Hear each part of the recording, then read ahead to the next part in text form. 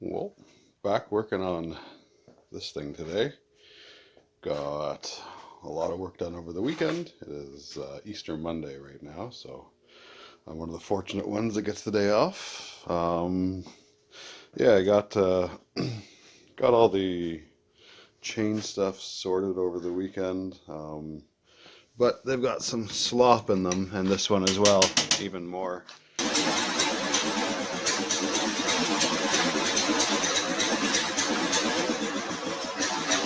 So I'm gonna have to make up some chain tensioners. Yeah. I've got some flat bar, 1 inch square tubing, some brake springs I saved, not to reuse them as brake parts ever, but to just have some strong springs. And then these little guys I fashioned up by using a hole saw and a hockey puck and some hardware. So I feel like that's a very Canadian solution to my chain tension problems. My goal is to get the tensioner sitting here-ish, pull back on the chain, just take that slack out, hoping to be able to connect the spring up here maybe to like this guy, so it pulls back. But this first up, I gotta start making some parts to hang this tensioner. So measure. All right, so cut these two of them at 5.5 inches.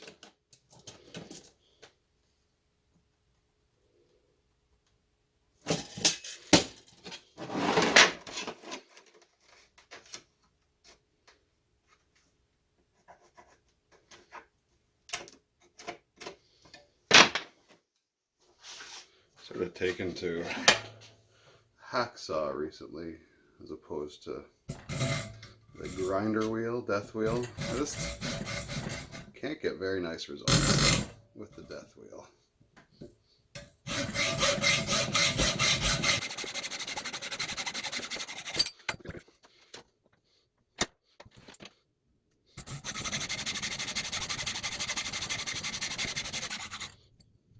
So next up, I got to figure out how to make this pivot. Basically, this part here is going to be attached to the underside of the moored, like, floor, I guess, frame. There's going to be pins through here. This will pivot. So this will be resting against the chain, and the spring will pull it back this way. So I need to make some holes in this end where this whole thing will, yeah, move back and forth. Just going to eyeball a whole bunch of stuff here.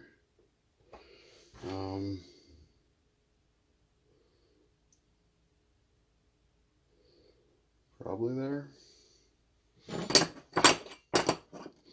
Why not? I want these to be in the same spot on both pieces, so I'll clamp them together when I drill. Okay, so here's the start of this. So this will be attached solid to the bottom of the mower, and now the tensioner can kind of pivot on those. I have to clean up these top parts. Oh yeah, it's supposed to be this way. But anyway, you get the idea. It should work. Just got to cut this threaded rod to length now. Yeah, should be able to sort of get an idea of what we're going for here. Got the ball in there that'll rest against the chain and get pulled back by the spring to keep everything nice and tight. So I guess now I got to get back under the mower and see how everything sort of lines up. Got everything sort of up in place here.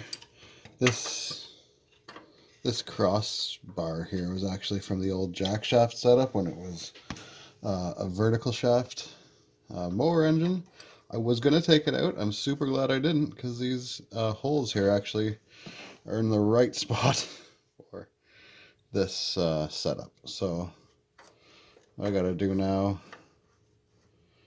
is figure out where I want this roller to sit.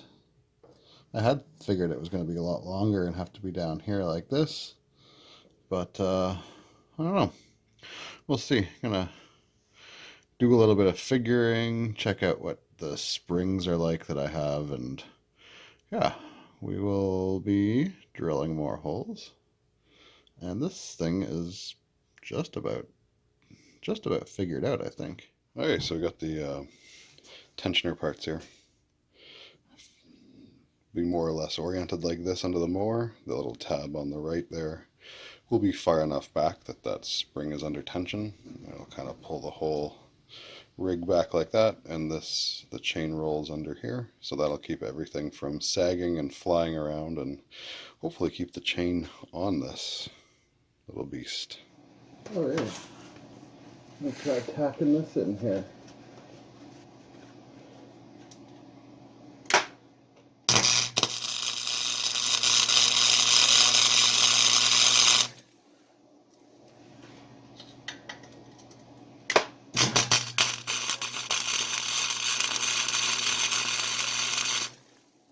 So up top, nice and tight now. You can kind of see the mechanism working there. It's got some give to it. Might not be the fanciest setup in the world, but it does seem to work. Got brake spring under tension there. I imagine these springs are fairly strong and durable. I'd hope so, since they're, you know, working the brakes on their cars. Anyway, it's not bad. Couple hours of poking around. Definitely got some things to sort out in this.